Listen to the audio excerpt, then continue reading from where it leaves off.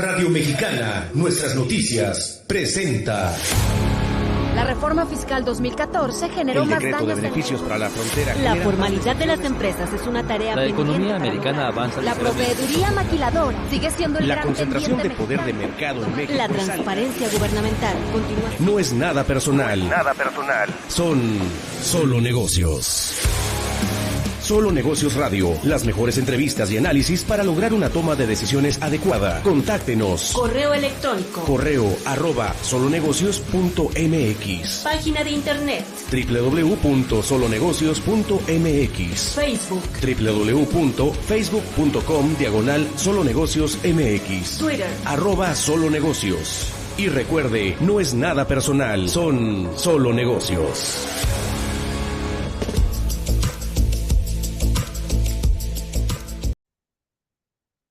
Hola, ¿cómo está? Mi nombre es Alejandro Sandoval, esto es Solo Negocios Radio, transmitiendo a través del 1300 amplitud modulada, al igual que por internet en Radio Mexicana, nuestras noticias 1300 AM, fanpage en Facebook de la estación de radio, al igual que en Solo Negocios, inteligencia multimedia y su gran abanico de redes sociales disponibles. El día de hoy, con la disposición de platicarles sobre temas de gobierno corporativo y veremos algunos análisis interesantes de tendencias de diversos tópicos vinculados al ejercicio de los consejos de administración y estas temáticas de desarrollos y políticas que ejercen las empresas, sobre todo las de, uno, que cotizan en bolsa, dos, en Estados Unidos, tres, con cierta tendencia de reconocimiento a partir de encuestas y desarrollos. Y empezamos en la Unión Americana con Silicon Valley y el año 2025, el reporte de gobernanza corporativa de las 150 de Silicon Valley. Es un reporte que realiza Wilson Sonsini Goodrich y Rosati, y presentan el reporte con prácticas y las divulgaciones de las más grandes compañías en Silicon Valley,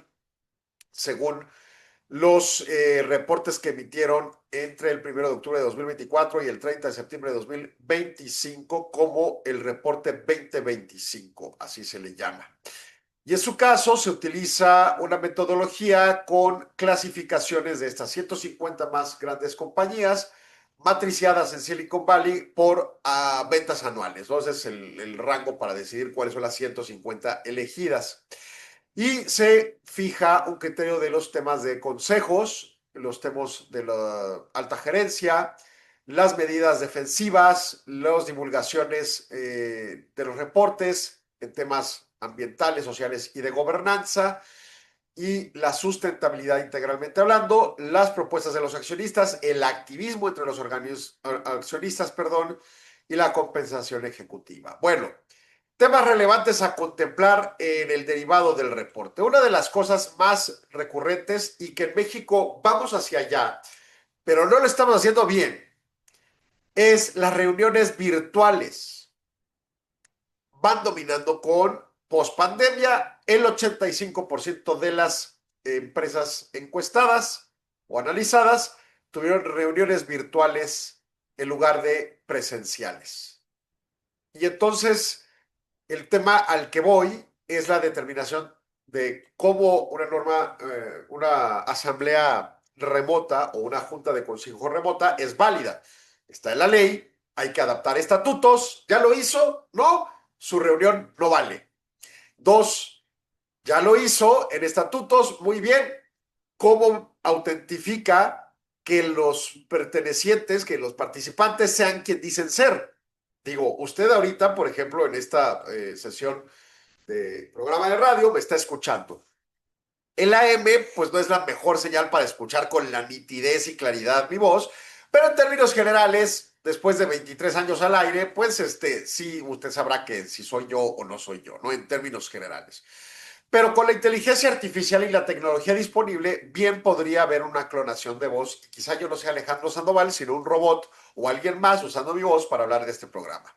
Sería una tontería de pérdida de tiempo, pero pues bueno, alguien podría intentarlo. Luego, dos, si estamos en video, en las redes sociales que transmitimos video, pues usted me verá aquí estoy, mis manos saludando y aquí traigo lentes puestos, estoy viendo la cámara, etcétera. ¿Soy yo o no soy yo? O sea, con una facilidad se crean imágenes de inteligencia artificial. Todavía hay dudas en ciertos alcances porque hay temas de no tener una capacidad de captar este tipo de cosas que le pasan a uno en la vida, se va envejeciendo, las arrugas, las marcas en la cara, y no necesita la inteligencia artificial las marca adecuadamente, ¿no? Pero al final del día hay formas de evadir ciertos criterios. Y entonces, ¿cómo sé si esto es una reunión formal de asamblea, de consejo de administración, que yo soy yo? ¿Cómo me autentifico? ¿Cómo ingresé a la plataforma? ¿Con una identificación y una contraseña? ¿O no me pasaron un enlace y ni prendí la cámara y en vez de decir aquí abajo mi nombre, dice, no sé, iPhone Connector o lo que sea, ¿no? ¿Cómo sé que la persona es? Y luego, además, recordemos que hay ciertas instancias en los procesos de una junta de administración de las decisiones, así como de la votación, que tienen que soportarse, como por ejemplo, con una lista de asistencia firmada por los pertenecientes para poder validar el quórum y la validez de los actos resueltos. En esa lógica, la lista de asistencia virtualmente, ¿cómo la firmamos? Me la mandan y con mi celular, ahí le firmo ahí la pantallita, o grabo, hago una grabación y digo, sí, yo estuve aquí hoy, 12 de febrero, yo qué sé, ¿no? O sea, ¿cómo? ¿Qué le parece que las resoluciones de la Corte señalan que esas firmitas con letrita, no, con el dedo no sirven, y que estas grabaciones no son tan, pues, afianzadas para brindar una plena certeza? Y como no podemos tener un notario en cada oficina para que dé fe pública, pues entonces, ¿qué le parece que usemos la firma electrónica? ¿Qué hace la firma electrónica avanzada, la del SAT, la FIEL o la FIREL del Poder Judicial de la Federación?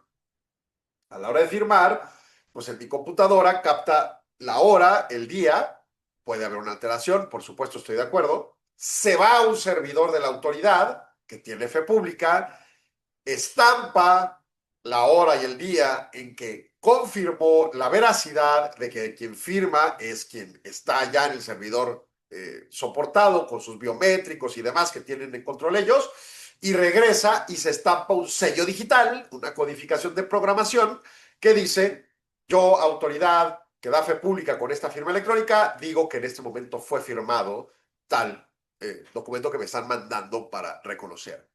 Y entonces ese sello digital trae, pues se firmó una factura, que es lo común que hacemos con la FIEL, o una lista de asistencia, y luego dos, en tal fecha, y le brinda fecha cierta. Y le brinda veracidad de que soy yo. Oye, pero mi firma electrónica se la di al contador y luego se la di al otro contador y luego se la di a mi secretaria y luego se la di a mi asistente. Y todo el mundo trae mi firma electrónica. Pues, ¿qué cree?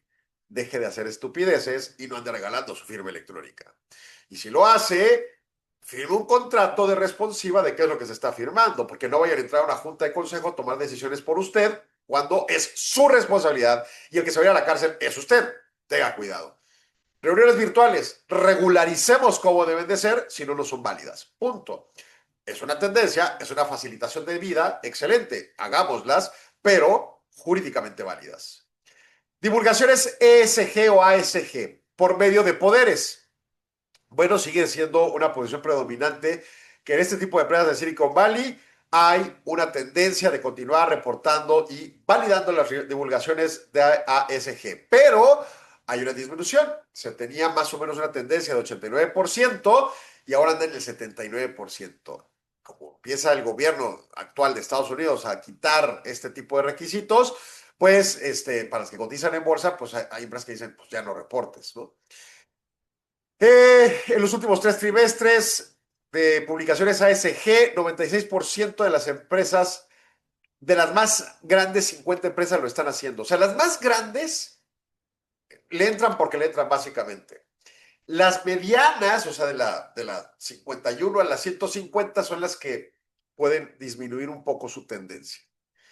La discusión ASG y los temas de ciberseguridad en un comité de responsabilidad correspondiente y sus reportes más o menos van trabajándose. Se sostienen alrededor del 77% y 93 en ciberseguridad. 77 ASG, 93 en ciberseguridad. Siguen siendo temas relevantes. Quizá no los más relevantes, quizá no los más divulgados y hay una disminución en el tiempo, pero no es algo grave.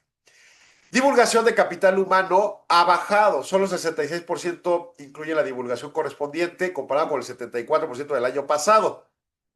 26% dan datos específicos y 41% del año pasado. O sea, empieza a languidecer un poco la temática con estos tópicos de capital humano, en materia de diversidad sobre todo. Divulgación general del uso de poderes, bueno, pues esa se sostiene y se cree que se mantiene sobre todo en las empresas más grandes, básicamente se sostiene en el tiempo. Con respecto a que Nasdaq perdió en juicio la imposición de la regla de diversidad, solo 6 empresas están reportando los criterios de diversidad que aplican y cae de manera significativa desde el 92% del año pasado que reportaban a solo el 57%, ¿no?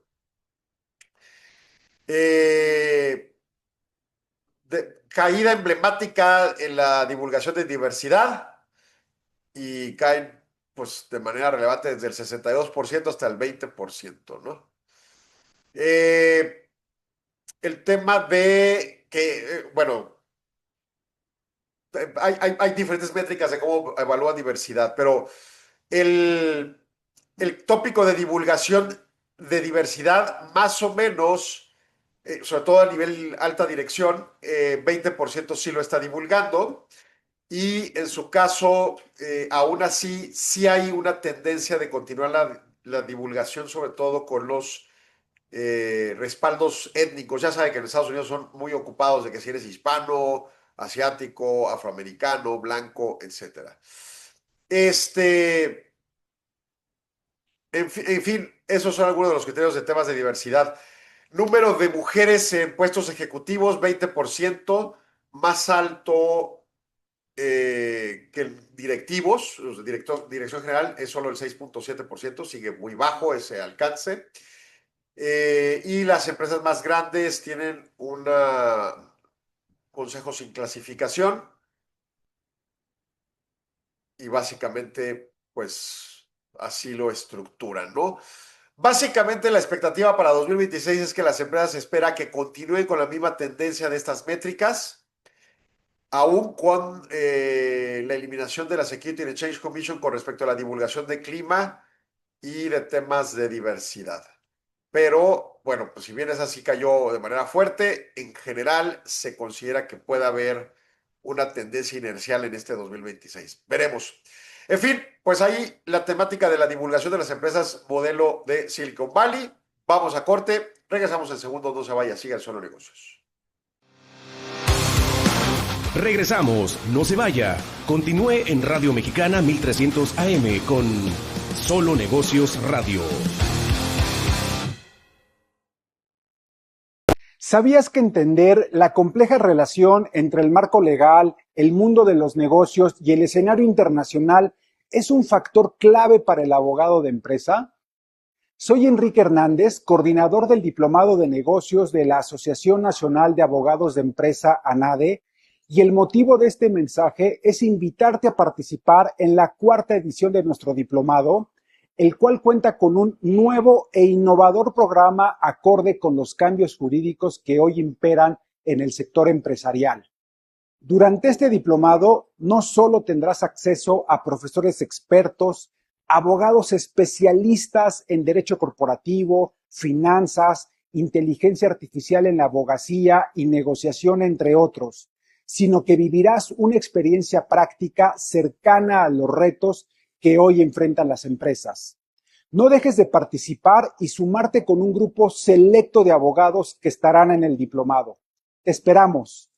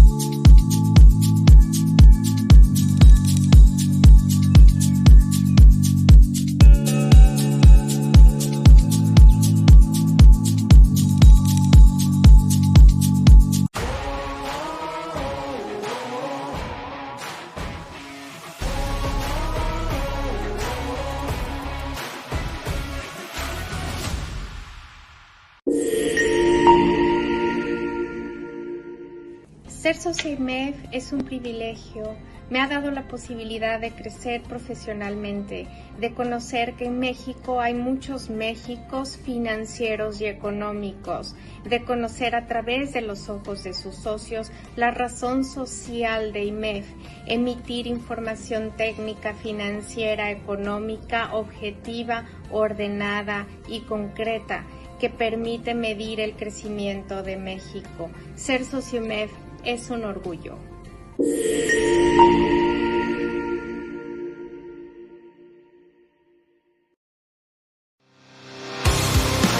Continuamos en Solo Negocios Radio.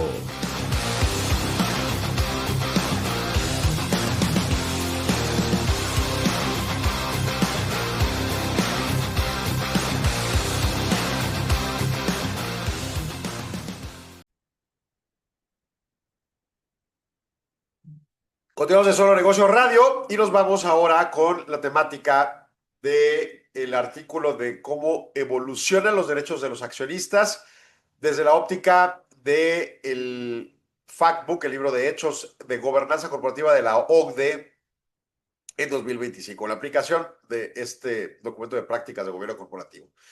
Bueno, primer tópico, son como cuatro tópicos generales. Primer tópico, el rol incremental del inversionista institucional y las responsabilidades. Básicamente, en 2024, que es cuando se hace el análisis, los inversionistas institucionales de la mitad de las empresas que cotizan a nivel global tuvieron un rol importante en la gobernanza corporativa. Los países responden con respecto a las implicaciones normativas de divulgación y corresponsabilidad. En el 2024, el 90% de las jurisdicciones analizadas requirieron que inversionistas institucionales, o estos más bien los inversionistas institucionales, recomendaban divulgaciones de determinadas posiciones sobre sus decisiones de política o de votación, de cómo decidían ellos.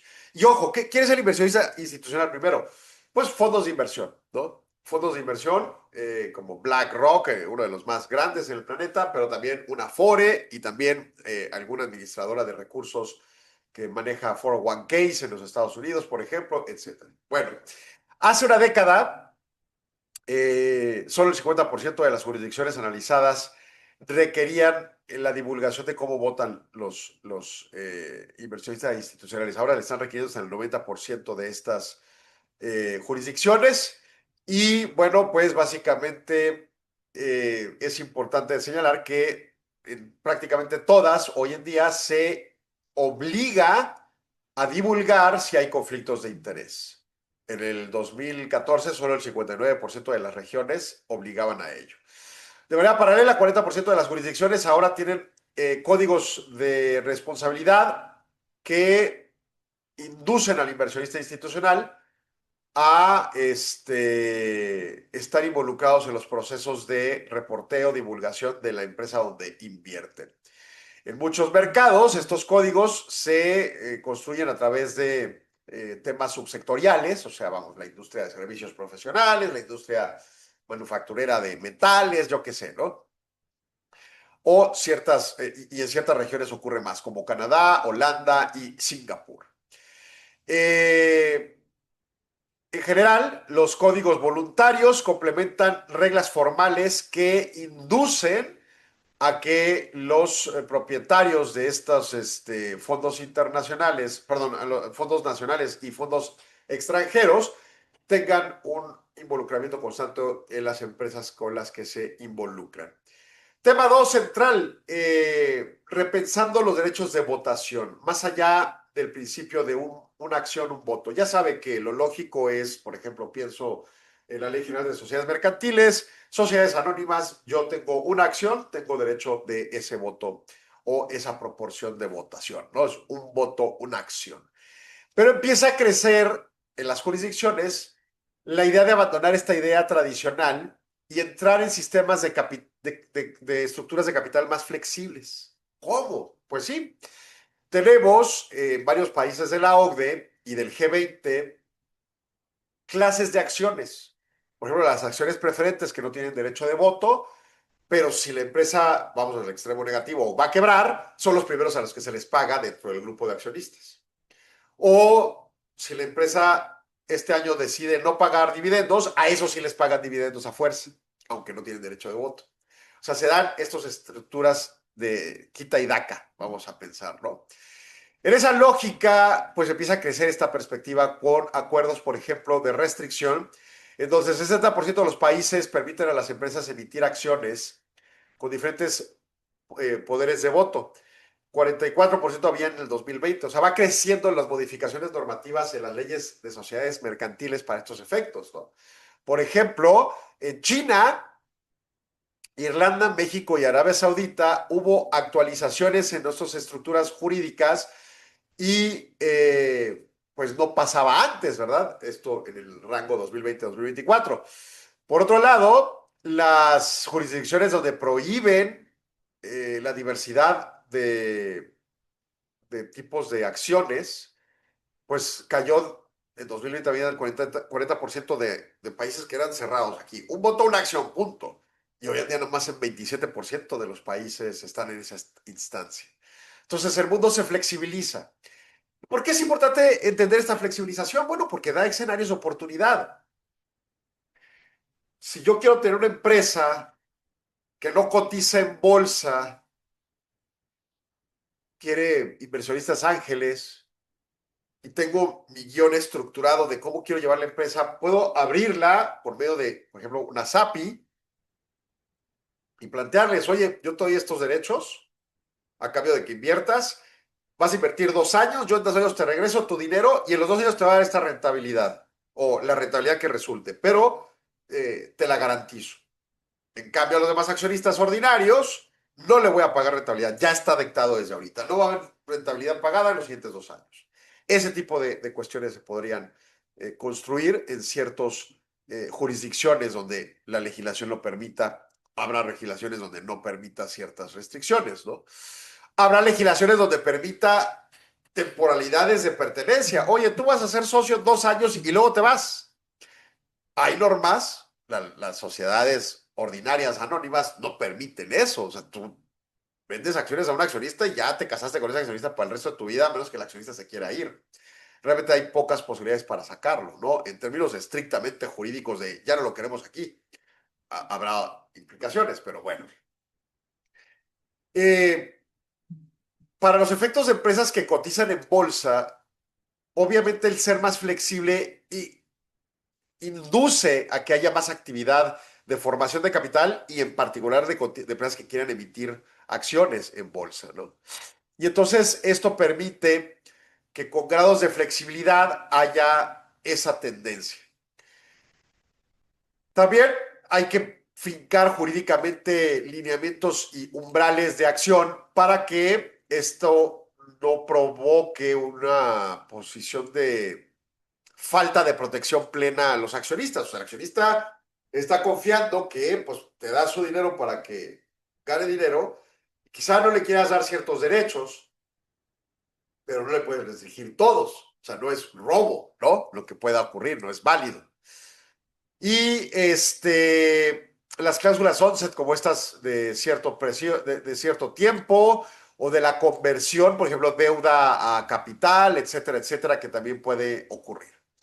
El tercer tema, mejores limitantes para transacciones de partes relacionadas en eras de la concentración. Esto de la concentración, en mi opinión, desde el punto de vista económico estricto de libre mercado, pues es violatorio, ¿no? O sea, mayor concentración es monopolio y eso no es correcto. Pero, bueno, hay flexibilización jurisdiccional y pues cada región determina cuáles son los umbrales que acepta. Entonces, conforme hay esta concentración que crece, siempre se está la pregunta de, bueno, ¿y cómo protejo los derechos de los minoritarios, de los accionistas, ¿no? Los reguladores empiezan a fortalecer ciertos temas de transacciones de partes relacionadas para proteger a los inversionistas minoritarios, porque, a ver, tengo esta empresa y acepto inversionistas y yo compré nada más 1% de acciones y no tengo poder de voto, ni miembros en el consejo, ni nada. Y entonces de repente la empresa toma decisiones en que va a comprar proveeduría de la empresa fulana de tal que todos sabemos es propiedad también de los accionistas mayoritarios de esta empresa. Entonces le está dando un beneficio a aquella y pues a mí no me está dando un beneficio como accionista, ¿no? Pero soy minoritario, entonces ¿cómo reclamo derechos minoritarios? Bueno, desde el 2014 que el 54% que se requería ciertas aprobaciones con umbrales determinados para transacciones de partes relacionadas, hoy en día el 87% de las normas de las jurisdicciones exigen estas aprobaciones. Entonces ya no está tan fácil en la mayoría de las jurisdicciones estarte brincando los derechos de los accionistas minoritarios como principio y de manera general y abstracta. Para disminuir el riesgo de vínculos irregulares con estas operaciones, bueno, pues hay diferentes niveles de mecanismos de protección. Por ejemplo, 2/3 partes requieren que los accionistas aprueban ciertas condiciones en autorizaciones para relaciones con partes relacionadas. O las partes interesadas en el ejercicio de acciones con partes relacionadas se deben de abstener de la votación el 83% de las jurisdicciones. O sea, tú tienes interés en que le compremos a determinado proveedor, ok, pero tú no votas porque pues, tienes la parte relacionada, ¿no? Y finalmente, la participación de los accionistas en las asambleas anuales. La digitalización impacta los derechos de los accionistas. Y entonces cada vez hay más viabilidad de la participación en la asamblea, con reuniones anuales virtuales, que ahora son permitidas en el 85% de las jurisdicciones, o híbridas en 94% de las jurisdicciones, con un crecimiento de 10 puntos porcentuales desde 2022. Cada vez más abiertos a más participación, lo que abre la posición democrática requerida, sobre todo para los accionistas minoritarios. Voy a corte, regreso en segundos, no se vaya, sigan Solo Negocios. Regresamos, no se vaya. Continúe en Radio Mexicana 1300 AM con Solo Negocios Radio.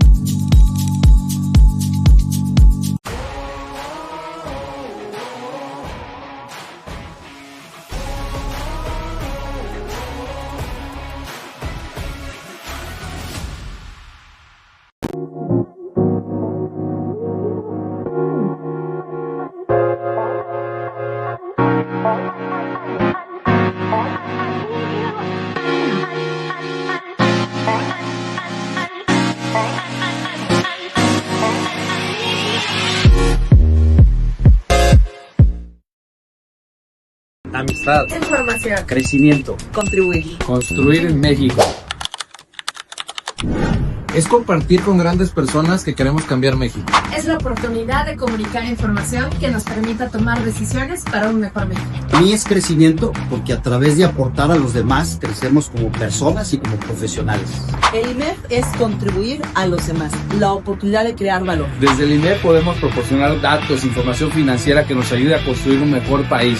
Te invitamos a que seas parte de este gran proyecto. Somos el instituto de más alto nivel de las finanzas en México. Somos IMEF.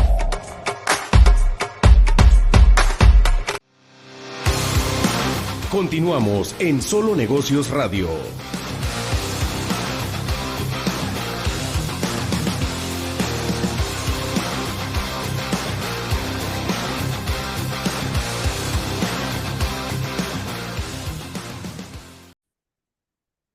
Continuamos en Solo Negocios Radio y vámonos al tercer segmento con temas ahora de capital humano vinculados al ejercicio de la alta dirección. Y este es tema de compensación del director general de recursos humanos cuando se tienen determinadas estrategias de capital humano en la empresa. Por años, los consejos, los inversionistas han pensado el tema de que la gente es el activo más importante de su empresa, los empleados, ¿no? Y cada vez hay más decisiones de gobernanza discutiendo el tema de capital humano, el tema de la adaptación del capital físico, el capital intelectual, con respecto al humano, ¿no? Y obviamente, poco a poco esto empieza a llevarnos a un escenario donde esa atención nos lleva a una guerra de talento, ¿no? Una competencia intensificada por trabajadores con determinadas habilidades. Aún así, la atención propia del capital humano, pues, se mantiene cualitativamente en las empresas por medio de énfasis cultural, adiestramientos o capacitación, involucramientos en diferentes procesos que hacen difícil la comparación entre las empresas. Bueno, así las cosas, empieza a ver cada vez más la relevancia de que haya un director o un gerente de recursos humanos que sea la persona a cargo de la parte laboral, de la parte de los trabajadores. En México yo creo que es algo muy estándar desde hace mucho tiempo por la propia Ley Federal del Trabajo.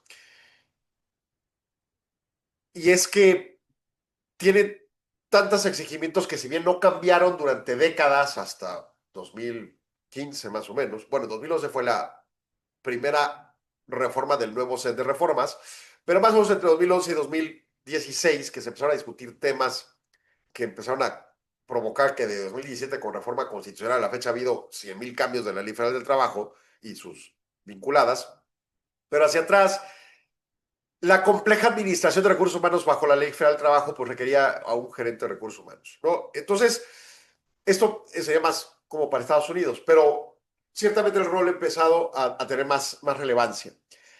Y en ese sentido, pues obviamente la influencia de este tipo de determinaciones empieza a ser común para decisiones estratégicas, estructuras o reorganizaciones, iniciativas culturales, planes de sucesión, entre otros, ¿no? O sea, antes, pensando que no existiera la necesidad de un gerente de recursos humanos, un director de recursos humanos, pues ahora se va dando ese alcance.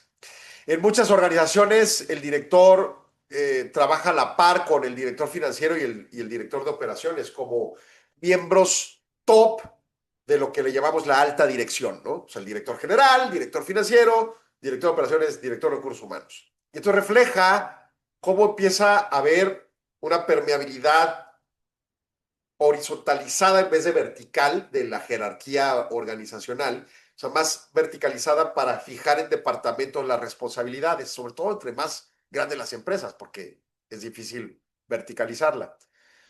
Pero ocurre, o sí se da. El tema es que el director de recursos humanos su rol va creciendo.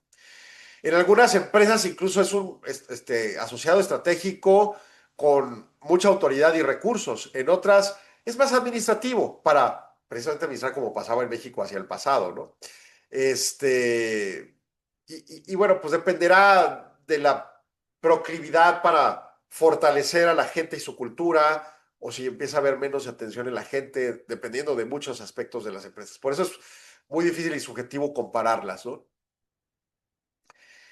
El documento de investigación hace un análisis con respecto a una métrica que es la razón de pago de los directores de recursos humanos. Y la razón de pago como razón financiera está definida como la compensación total del director de recursos humanos relativa a la compensación total del director general. O sea, ¿cuál es la proporción, no? Esta razón refleja cómo las firmas, las empresas, designan recursos a los niveles ejecutivos con respecto a su responsabilidad en el capital humano.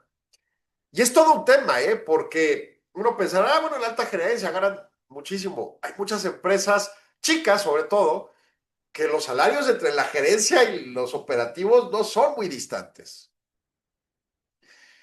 Hay empresas en donde son impresionantemente distantes, ¿no? Bueno, el pago relativo es usado para demostrar prioridades, enfoques, influencia sobre la administración del equipo. Con estas visiones nos permite evaluar medidas en las cuales las empresas administran los recursos humanos o el capital humano. Por ejemplo, dos empresas pueden tener a un director financiero, pero si una le paga una pequeña fracción de lo que gana el director general y otra le paga una amplia fracción, pues tienes la significancia de que le ponen atención al tema. O sea, tú le pagas bien al director general en la segunda porque tú tienes muchas tareas recaídas y responsabilidades en ese director, incluso de estrategia, ¿no? Que en principio la estrategia es responsabilidad del Consejo de Administración. Entonces, le bajas hasta el director de recursos humanos, que digamos es un director de segundo nivel, si el de primer nivel es el director general, bajas hasta allá la responsabilidad, ¿no? Y obviamente le exiges resultados. Las empresas con mayor razón financiera de pago de director general exhiben menor rotación o exigen, perdón, también menor rotación, ¿no? Y en ese sentido, pues obviamente hay más tema de cómo administrar la esperada estabilidad laboral contra la inestabilidad. Sobre todo pensando en empresas donde sí requieres de mayor atención a estabilidad laboral. Vamos a pensar, un comercio donde tus operarios pues atienden gente en lo general como un supermercado, pues si hay rotación no es tan conflictivo como una firma de contadores que llevas la cuenta de tus clientes y te están cambiando los contadores, pues es un desastre, ¿no? El tema también con la competencia, ¿no? Con las credenciales de adiestramiento de los empleados y cómo puedes permitir el proceso de esa rotación y de asimilación. Otro de los tópicos que da esta razón financiera es que predice las experiencias de los empleados en las empresas, donde las de más altas razones muestran una mejora en la confianza respecto a las oportunidades de carrera dentro de la empresa y el balance work-life, el balance de vida-trabajo, ¿no? Estas dimensiones son discutidas mucho en los consejos de administración y están enlazadas a la gobernanza y a las decisiones del nivel ejecutivo. Los planes de compensación de los directivos tienen relevancia para estas experiencias de estas personas, ¿no? Estos resultados también vienen traducidos en una producción económica elevada, o sea, que haya más productividad en la empresa. Los directivos mejor pagados en recursos humanos provocan que haya contención en la rotación, calidad en la mano de obra, mejor confianza de los trabajadores en la empresa.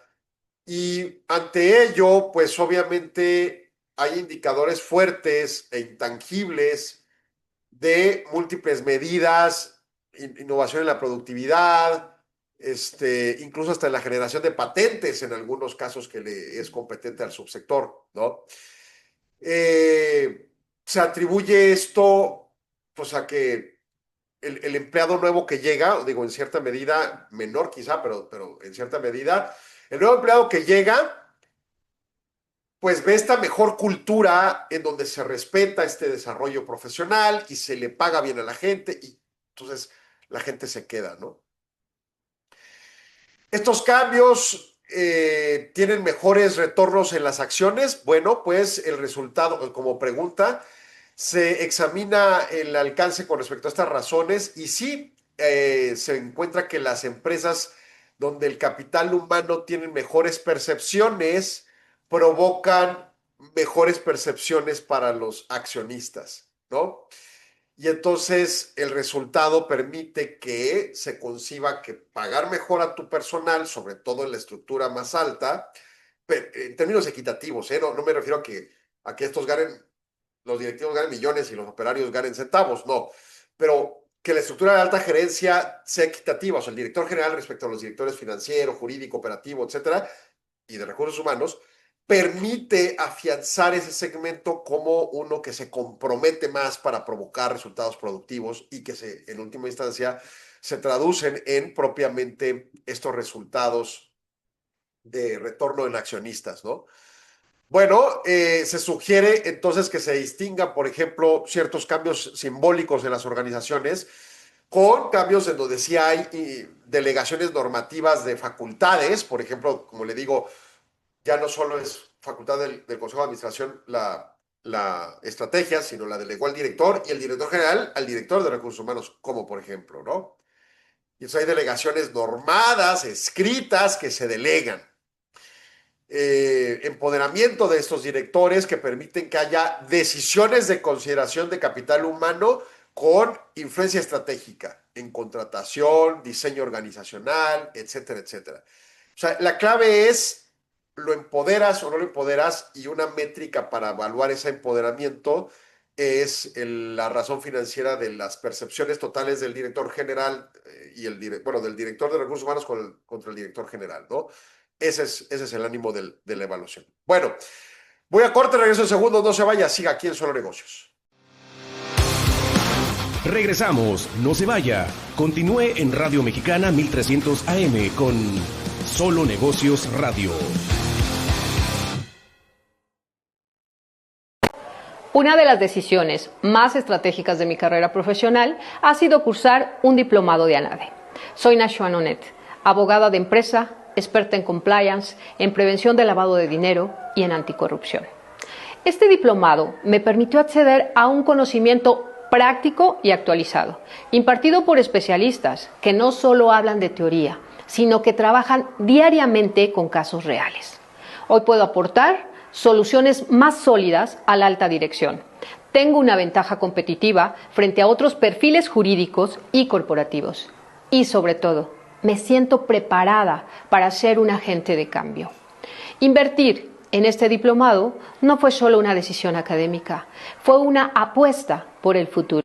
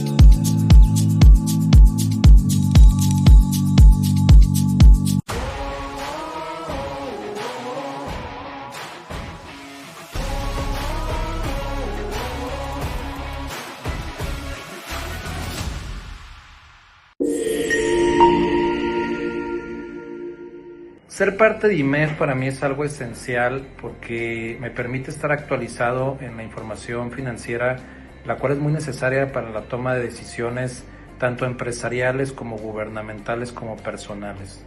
Asimismo, me permite pertenecer a una red de contactos con los cuales puedo generar relaciones profesionales, comerciales y sobre todo nos ayuda a ser amigos con los cuales tenemos cosas en común. La principal, hacer un México mucho mejor y más próspero. Pertenece a IMEF. Te esperamos.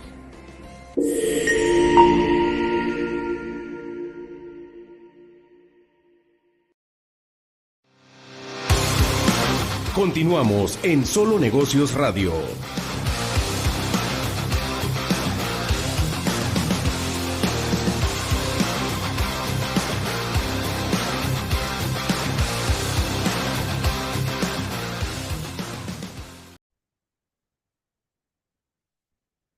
Continuamos en Solo Negocios Radio y nos vamos al último segmento con el último análisis. En este caso es un análisis realizado en el marco de la evaluación de apoyo de inversionistas al consejo conforme hay resultados de mercado y las presiones sobre los temas de diversidad se van difuminando, ¿no?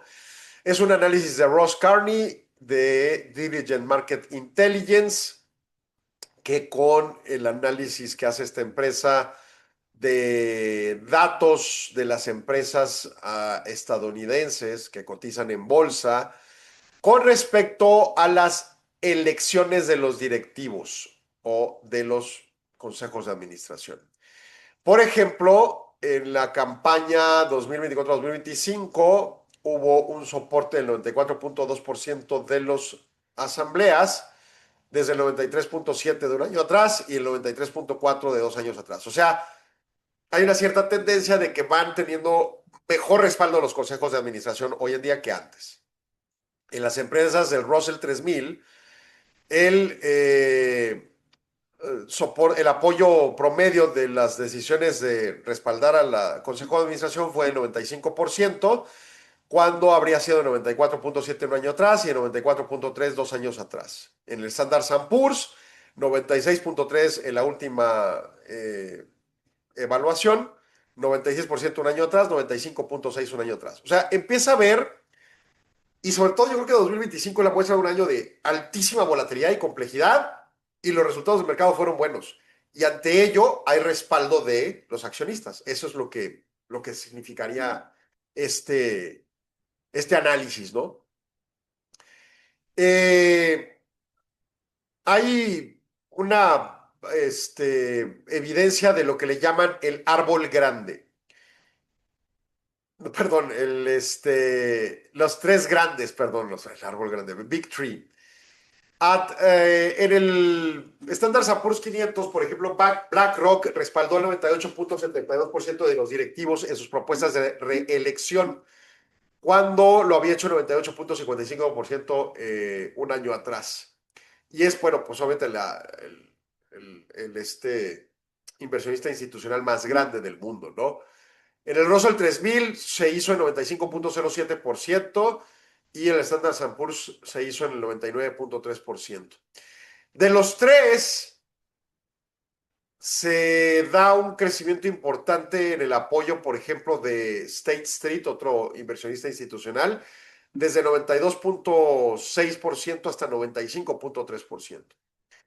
Prácticamente todos los administradores de activos revisaron sus políticas sobre diversidad ante la administración Trump y cómo los querían administrar. Por ejemplo, BlackRock hizo cambios en la terminología, quitando menciones sobre los pilares DEI en su estrategia. State Street removió los objetivos del 30% de mujeres en consejos, y en su caso Vanguard removió políticas que habría planteado sobre diversidad y lo que le llaman plaza, o sea, el tema de mantener la plaza, mantener el tiempo en el trabajo y ya no poder ser despedido y cosas de ese tipo, y habilidades requeridas, así como características mínimas de diversidad en el consejo, como género y etnicidad. Antes de estos cambios, ya había venido disminuyendo las tendencias de imposición de criterios de diversidad, donde DMI Governance muestra que esto venía bajando de 37% en 2022 a 32% en 2024 y todavía bajó más hacia 26% en 2025. Para algunos accionistas, esta disminución en las expectativas sobre las políticas DEI han reducido el incentivo de tener votos de protesta. Vamos, de alguna manera disminuye el conflicto según lo que plantea en cierto alcance en los análisis que se han desarrollado en este alcance propiamente. Como sea, muchos consejos sí tienen una composición importante de diversidad, aun cuando las políticas no lo planteen así o estén siendo adaptadas. son diversos e independientes. Y esto ha brindado respaldo de los accionistas independientemente de que haya una política estricta de imposición. Las políticas en materia ambiental y social, que eran de las que sí generan afectación en votos contra los directivos o los consejeros, pues empiezan a ser más tersas las relaciones. Antes había mucha más desacuerdo o disidencia en las determinaciones que proponía el Consejo de Administración a los accionistas y las decisiones de los accionistas, y ahora empieza a haber un poco menos de incidencia en ese alcance, ¿no? Que también, digo, hay que evaluar un punto, no es que estén perdiéndose el ánimo de que se cuiden más los temas ambientales, pero en un año de tanta atención a problemas volátiles y de incertidumbre, pues hay que salvar la empresa, ¿no? Entonces, esa es otra manera de verlo, pero bueno. El desempeño de recompensa, las evaluaciones de empresas, los mercados crecientes también han dado al inversionista confianza en los consejos. En el Russell 3000, por ejemplo, el 24% de los retornos de accionistas en 2024 se logra, y en el Standard & Poor's 500 hasta el 25%, lo cual da un escenario de respaldo a los consejos de administración. Las expectativas de que se correlacionen a los resultados del desempeño de la empresa dan un cierto respaldo de esta tendencia de apoyo a los consejos de administración. Y ante esas fechas de administración, ante estos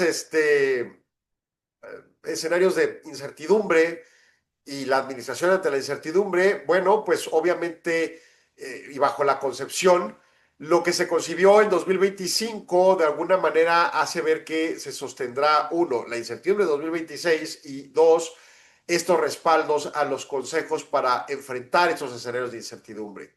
Uno de los retos es cómo comunicar los objetivos, sobre todo ante fondos que empiezan a tener también su ataque correspondiente de algoritmos en los accionistas, ¿no? Recordemos que los fondos pues, requieren que los accionistas metan su dinero en ellos. Entonces, si ahora empieza uno a depender más como accionista en algoritmos que en la evaluación manual que uno pueda hacer del fondo, pues obviamente tiendes a tener un escenario más delicado de cómo tomar las decisiones.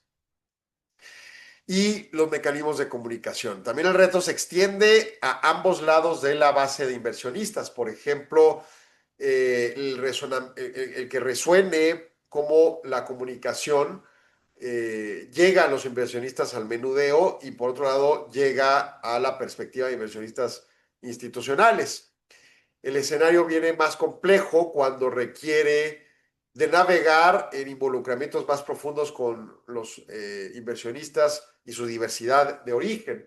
O sea, el fondo requiere inversionistas. Esa es una tarea. Que, por ejemplo, pues vamos a pensar una Afore, pues quizá no le importa tanto, más allá de demostrar que no cobra tanta comisión y los trabajadores no se le vayan, ¿de acuerdo?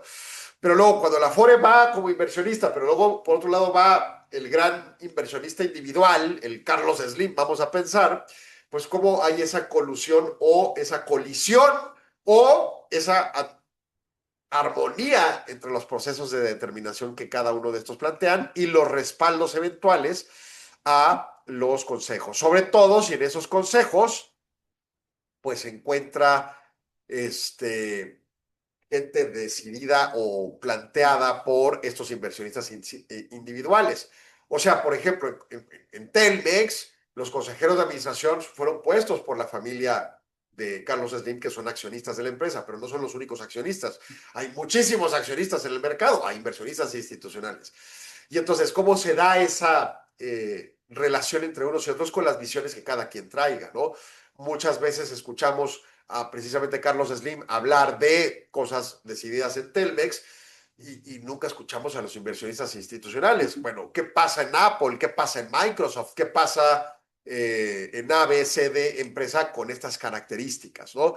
Ese es el tipo de temas de análisis de estos estudios, en donde plantea que en periodos recientes, y al final lo reconoce, ante la incertidumbre, el respaldo ha crecido a los consejos independientemente del escenario y de estas predisposiciones de políticas DEI o ASG. Y luego 2, el alcance de transicionar a un escenario de mayor armonía entre los accionistas con el propósito de buscar una sobrevivencia, un mejor resultado ante la incertidumbre.